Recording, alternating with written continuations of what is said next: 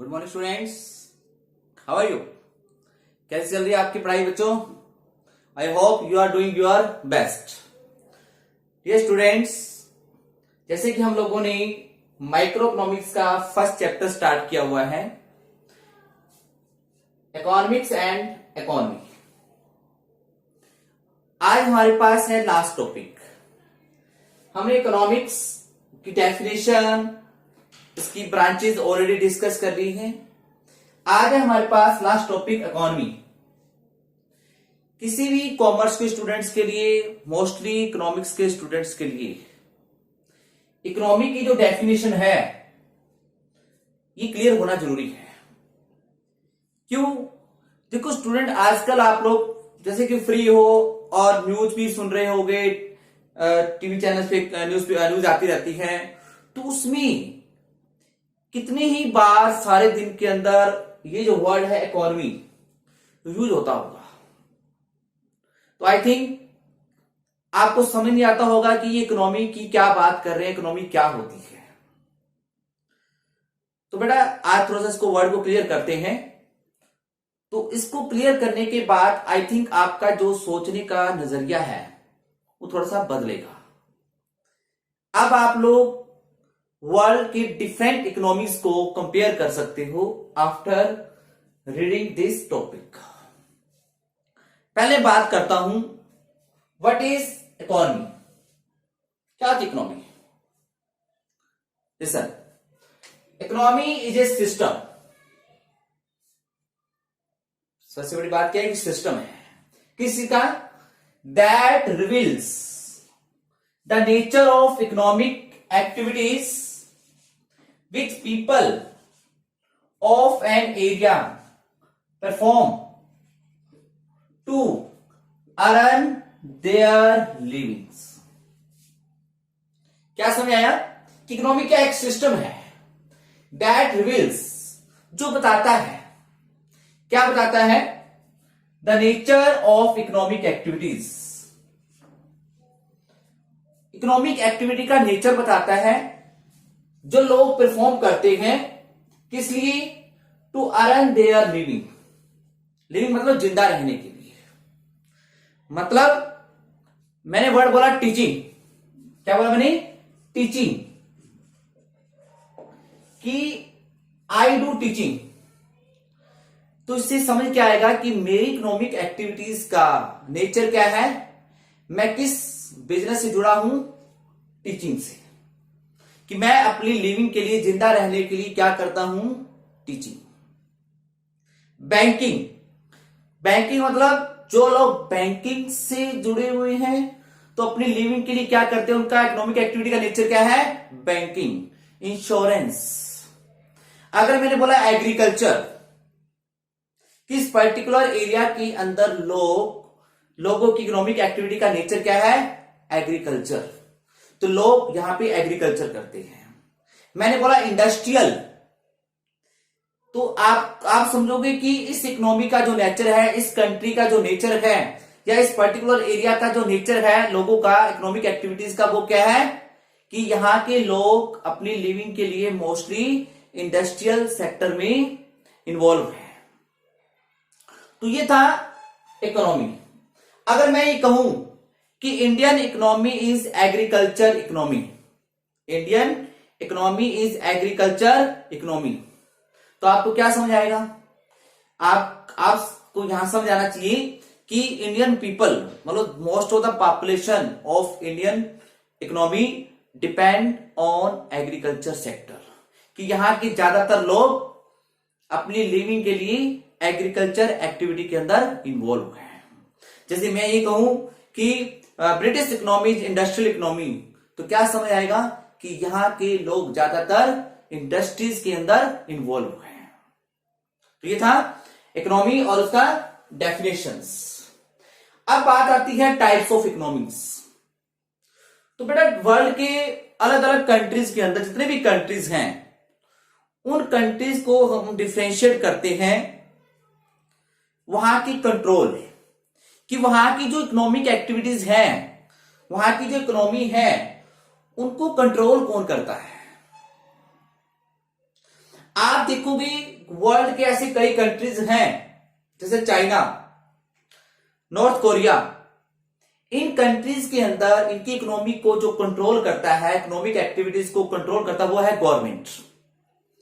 मतलब गवर्नमेंट ही डिसाइड करती है क्या करना है और क्या नहीं करना।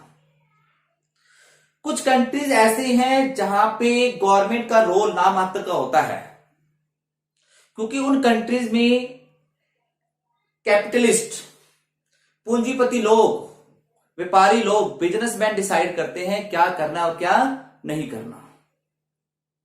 और कुछ कंट्री ऐसे हैं जैसे कि इंडिया, जिसमें दोनों ही सेक्टर का रोल है। पब्लिक सेक्टर यानी गवर्नमेंट का और प्राइवेट सेक्टर दोनों रोल प्ले करते हैं। इस फीचर्स के बेस के ऊपर हमने वर्ल्ड की इकोनॉमीज को 3 टाइप्स में डिवाइड किया है। Centrally planned economy, market economy, जिसको हम लोग फ्री इकोनॉमी भी कह देते हैं, फ्री, और थर्ड क्या है, मिक्स्ड इकोनॉमी। ठीक है ना। तो इनकी क्या फीचर्स हैं, क्या इनके अंदर डिफरेंस है, ध्यान से सुनने वाली बात है। सेंट्रली प्लान्ड इकोनॉमी, जिसको हम लोग सोशलिस्टिक इकोनॉमी भी कह देते हैं, क्या होती है इन इकोनॉमीज के अंदर बेटा, जहां जिस कंट्रीज के अंदर सेंट्रली प्लान्ड इकोनॉमी है, वहां पर जितने भी डिसीजन होते हैं, ऑल डिसीजन, कौन से डिसीजन, व्हाट टू प्रोड्यूस, क्या प्रोड्यूस करना है, हाउ टू प्रोड्यूस, प्रोड्यूस कैसे करना है, फॉर होम टू प्रोड्यूस, किसके लिए करना है, यानी what, how and for home, किसके लिए करना है, ये कौन डिसाइड करता है, गवर्नमेंट। कितना प्रोडक्शन करना है, इन्वेस्टमेंट कितना करना है, कंजप्शन कितना करना है, ये कौन डिसाइड करता है, गवर्नमेंट डिसाइड करती है। लेकिन जिन कंट्रीज के अंदर मार्केट इकोनॉमी है, वहां पर all decision are taken by through market forces. इन कंट्रीज के अंदर गवर्नमेंट का रोल नामात्र होता है। मार्केट फोर्सेस मतलब कैपिटलिस्ट लोग, जो कैपिटलिस्ट होते हैं, जो मानो कहने का मतलब कि मार्केट इकोनॉमीज के अंदर जितने भी डिसीजन होते हैं वो कौन डिसाइड करता है, कैपिटलिस्ट, यानी इंडिविजुअल, प्राइवेट सेक्टर डिसाइड करता है।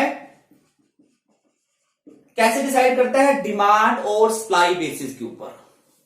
जिस चीज की डिमांड ज्यादा होगी उन्हीं गुड्स का प्रोडक्शन होगा, जो लोग परचेज कर सकते हैं यानी रिच पीपल, उनके लिए ज्यादा प्रोडक्शन होगा।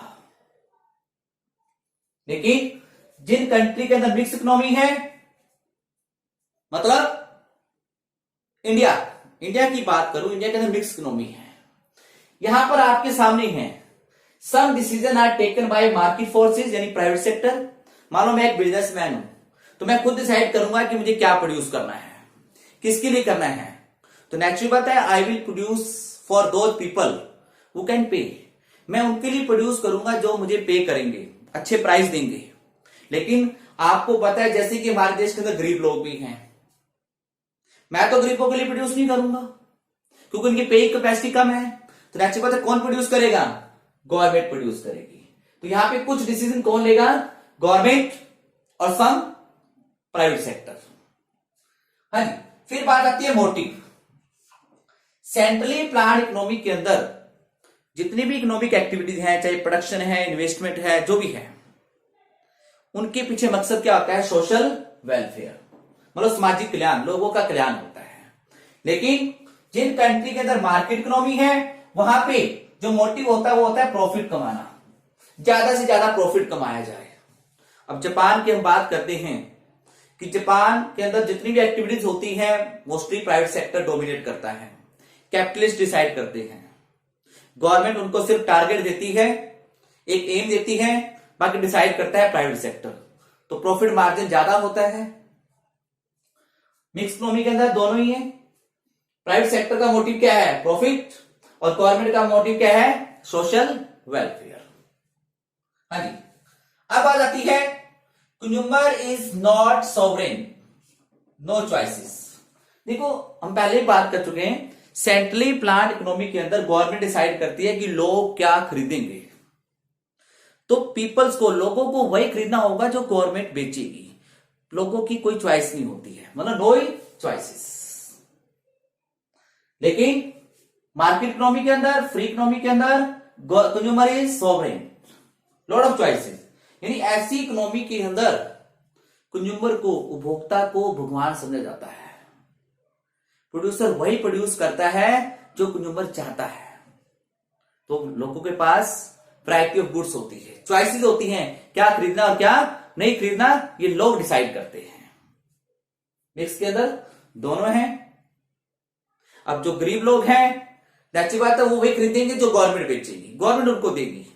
लेकिन जो खरीद सकते हैं, जिनकी पेइंग कैपेसिटी अच्छी है, वो मार्केट में जाएंगे, जो उनको अच्छा लगेगा वो लोग खरीदेंगे। Fourth, all resources are owned by government. देश के जितने भी रिसोर्सेज होते हैं उनके ऊपर गवर्नमेंट का अधिकार होता है, गवर्नमेंट उनको कंट्रोल करती है। गवर्नमेंट जब चाहे किसी भी इंडिविजुअल की प्रॉपर्टी को अपने हाथ में ले सकती है। जो भी प्राइसेस होते हैं गुड्स के, किसी भी चीज के प्राइसेस, वो कौन डिसाइड करता है? गवर्नमेंट डिसाइड करती है। मार्केट इकोनॉमी के अंदर जितने भी रिसोर्सेज होते हैं mostly control owned by private sector. Private sector decide करता है कि किसी भी गुड्स के प्राइसेस हमें कितने लेने हैं, हमें कस्टमर से क्या प्राइस लेना है। इसके अंदर दोनों है। क्यों? क्योंकि प्राइवेट सेक्टर है, उसके पास अपने पर्सनल रिसोर्सेज हैं, वो डिसाइड करेगा कि उसने क्या प्रोड्यूस करना है, क्या प्राइसेस लेने हैं। लेकिन आपको पता है कि आपकी कंट्री इंडिया के अंदर जो पुअर पीपल हैं उनको गवर्नमेंट पीडीएस के थ्रू, पीडीएस मतलब पब्लिक डिस्ट्रीब्यूशन सिस्टम के थ्रू, राशन डिपो होते हैं, उसके थ्रू लोगों को सस्ता राशन 2-3 रुपए किलो प्रोवाइड करवाती है। उनके प्राइस कौन डिसाइड करता है? गवर्नमेंट करती है। तो गवर्नमेंट डोमिनेट द इकोनॉमी। कहने का बाद जितने भी ज्यादातर प्रोडक्शन एक्टिविटी देश में चल रही होती है, मोस्टली प्रोडक्शन एक्टिविटी होती है, वो पब्लिक सेक्टर के अंडर में चलती है। जैसे आपने +2 में आप देखोगे कि 91 से पहले देश के अंदर, हमारे 1991 से पहले हमारे देश के अंदर भी जितनी भी प्रोडक्शन एक्टिविटी थी मोस्टली वो पब्लिक सेक्टर डोमिनेट करता था, यानी गवर्नमेंट के अंडर में थी। अब दोनों सेक्टर में, प्राइवेट और पब्लिक के अंदर है। मार्केट इकोनॉमी के अंदर जितनी भी इकोनॉमिक एक्टिविटीज हैं मोस्टली वो कौन डोमिनेट करता है? Private sector. मिक्स के अंदर मैंने आपको बता दिया दोनों ही है, आपके सामने ही है कि कुछ इंडस्ट्री देश के अंदर गवर्नमेंट सेक्टर में लगी हुई हैं और कुछ इंडस्ट्रीज प्राइवेट सेक्टर में लगी हुई है। Clear students? लास्ट पॉइंट की बात करते हैं। देखो, सेंट्रली प्लान्ड इकोनॉमी को ज्यादातर कंट्री में, चाइना का एग्जांपल लिया था, नॉर्थ कोरिया का एग्जांपल लिया, इन कंट्रीज ने धीरे धीरे इस सिस्टम को डिस्कार्ड, मतलब त्यागना शुरू कर दिया है मोस्टली। क्यों? इन सिस्टम के अंदर जो इकोनॉमिक ग्रोथ होती है बेटा वो स्लो होती है, क्योंकि सारी प्रोडक्शन एक्टिविटीज को गवर्नमेंट कंट्रोल कर रही है, रेगुलेट कर रही है। तो इतना ज्यादा प्रोडक्शन एक्टिविटी प्रमोट नहीं होती है, क्योंकि ज्यादातर करप्शन, इनएफिशिएंसी आ जाती है, तो इकोनॉमिक ग्रोथ स्लो रह जाती है। लेकिन जिन कंट्री के अंदर आप देखोगे मार्केट इकोनॉमीज हैं, अमेरिका, इंग्लैंड, जर्मनी, जापान, इनके अंदर मार्केट इकोनॉमीज हैं, तो आपने देखा होगा इन कंट्री की इकोनॉमिक ग्रोथ क्या है? फास्ट है, ज्यादा हाई है। क्यों है? क्योंकि इकोनॉमिक एक्टिविटीज करने का मकसद क्या है? प्रॉफिट। और जहां प्रॉफिट ज्यादा होता है बेटे, आपको पता है वहां पर इन्वेस्टमेंट भी ज्यादा होगा, और इन्वेस्टमेंट जहां ज्यादा होगा वहां पर इकोनॉमिक ग्रोथ भी ज्यादा होगी। हम बात करते हैं इंडिया की, इंडिया जैसे कंट्री की, जहां पे मिक्स इकोनॉमिक मॉडल है, चाहे पाकिस्तान है चाहे इंडिया है, इन देशों के अंदर मिक्स सिस्टम की वजह से करप्शन ज्यादा हो जाती है। क्यों? प्राइवेट सेक्टर ने जो भी काम करना है पहले गवर्नमेंट सेक्टर से परमिशन लेनी पड़ेगी। तो आपको पता है गवर्नमेंट से परमिशन लेने का मतलब एक तो काम में डिले होना, देरी होना, प्लस रिश्वत। जो अथॉरिटी है वो रिश्वत लिए बिना काम नहीं करेगा, जिसका रिजल्ट क्या आता है? स्लो ग्रोथ आती है। ठीक है बेटा, ये आपने टॉपिक करना है। डिफरेंस हो गई, मतलब एग्जाम्पल देना है, China, north Korea, market economy के अंदर जो एग्जाम्पल है आप दे सकते हो, जापान, यूके, यूएसए का एग्जाम्पल दे सकते हो, मिक्स इकोनॉमी के अंदर आप इंडिया का एग्जाम्पल दे सकते हो। तो आई होप स्टूडेंट्स आप इस टॉपिक को क्लियर करोगे, ध्यान से सुनोगे, ठीक है। इसके रिगार्डिंग मतलब कहने का मतलब ये अपने आप एक डिफरेंस है, 4 मार्क्स का आता है। इन दोनों में आ सकता है, इन दोनों में आ सकता है, इन दोनों में आ सकता है। ठीक है, ये आपने 6 पॉइंट इसकी 6 से 7 पॉइंट जितने भी बनते हैं आपने क्लियर करने हैं। Okay students, I hope